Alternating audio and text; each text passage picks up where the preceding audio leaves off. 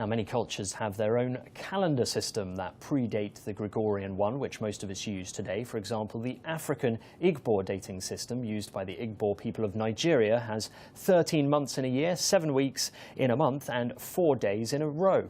4 days in a row, 4 days in a week. And now an African calendar book series is being released. It spotlights the continent's prowess in leadership, science, culture, art, religion, great empires and civilizations. Well, I'm joined now by Oby Onyioha, a Nigerian musician and anthropologist, to discuss this series. Thanks for coming in, Oby. How important do you think it is that more people learn and hear about and get to know and understand the Igbo calendar?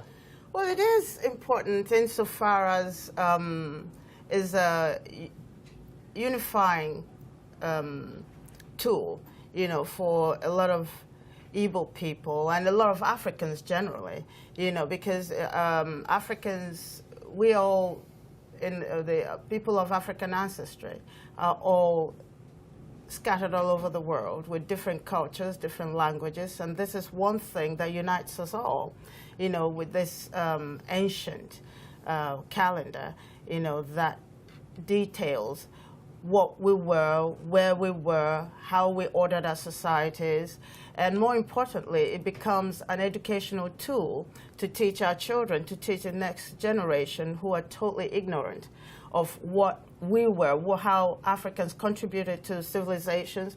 Because if you ask any child, any African child or people of African ancestry, they have no idea, you know, all the things that we had contributed. So this calendar does, is all the different themes of it, helps, you know, as an educational tool in schools and all that for children to know what contributions there were. You say that children are ignorant of this calendar, and why is that? Because you get certain cultures where the calendar, a different calendar, the Chinese calendar, is very well known in that culture. Why in Africa and why in Nigeria is this not as well known, do you think? Well, because it had been relegated to oral traditions, you know, so it was something people passed on from generation to generation orally without really explaining what they meant, you know, what the relevance, how significant these things were, because it was from the calendar that we actually, it was a foundation for traditional medical practices. It was a tool for social, excuse me, tool for social discipline and control. You know, it was a thing, it was a tool for educating the young, even in the old days, you know, because through this calendar, people went into different schools, you know, not in the way that the West understands schools, but different schools to teach children to become men, boys to become men, and women to become, your girls to become women. So it was through this calendar that all these things happened. And the beauty about the calendar, it wasn't just about, you know, like the Gregorian thing where it was January, February, or it was about actually each month actually told you how to behave.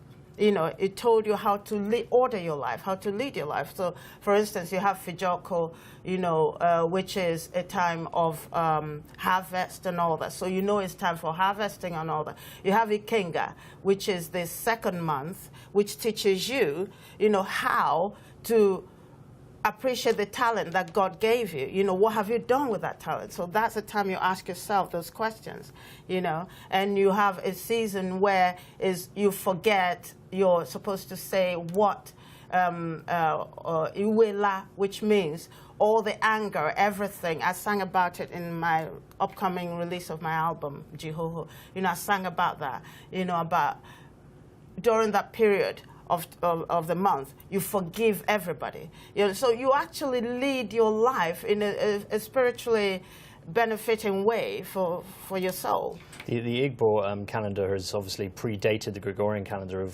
as we've said, and so the idea of it is nothing new. But what's happened now is that someone has put this down on paper. They've written it down. Is that what was missing in terms of being able to spread this message? Yes, and that Oby Onyioha, who is an educator, Oby Onyioha, who is a specialist in African culture, Dr. Oby Onyioha, who's a clinical psychologist, and I, you know, who's an anthropologist. So, you know, we all put in our little bit in there, you know, did the research and came up with the fact that there's nowhere that is written, this is what we do.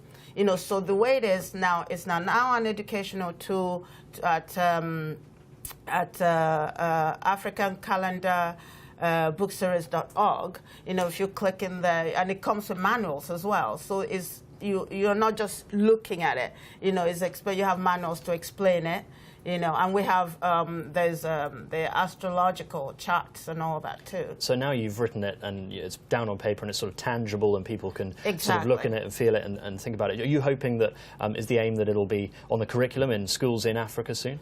Oh yes, there's not just in Africa. I mean the world. You know, because I mean if Gregorian calendar can go worldwide, why not African this thing? And that to me is actually a very meaningful. You know, I'm sorry, I don't know what January really does, you know, but I know that the New Yam Festival, August, when it's meaningful as a new year, you know, because that's when you start all over again. That's when you harvest what you have created, you know. So now is move on to, because the New Yam Festival is actually supposed to be a new year, and that plenty is supposed to be what you expect for the year, you know. So it's a time of plenty, it's a time of new beginnings. What role do you think colonialization played in stopping the spread of this message, the British and the French coming into Africa and spreading their culture as opposed to letting African cultural values flourish? Oh, well, do you have all day? Just under 1 minute, I've been told.